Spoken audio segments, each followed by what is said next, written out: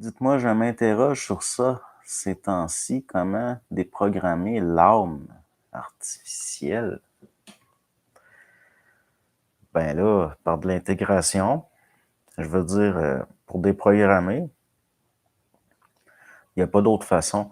Je veux dire, si vous voyez les programmes, un programme, pour qu'il fonctionne réellement bien, il faut il soit fonctionnel, il soit fonctionnel à l'insu de l'ego.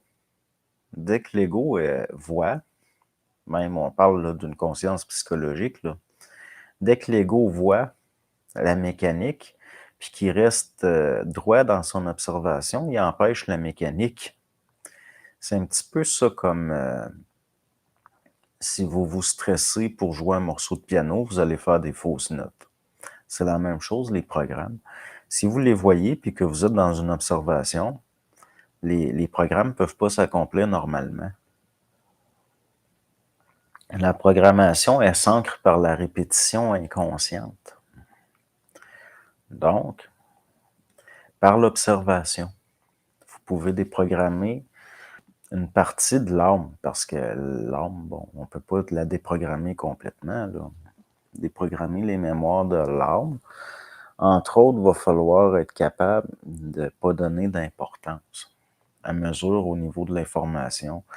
Dans le sens que, si comme moi, vous êtes attaché à des vieilles mémoires, puis que vous y tenez, ça va être difficile. Ça va être extrêmement difficile. C'est pour ça que j'ai jamais été capable de me débarrasser de certains défauts.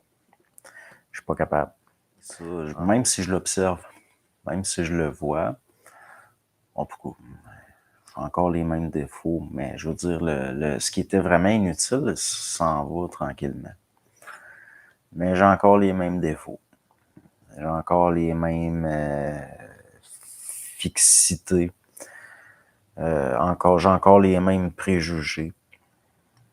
Puis bon, en tout cas.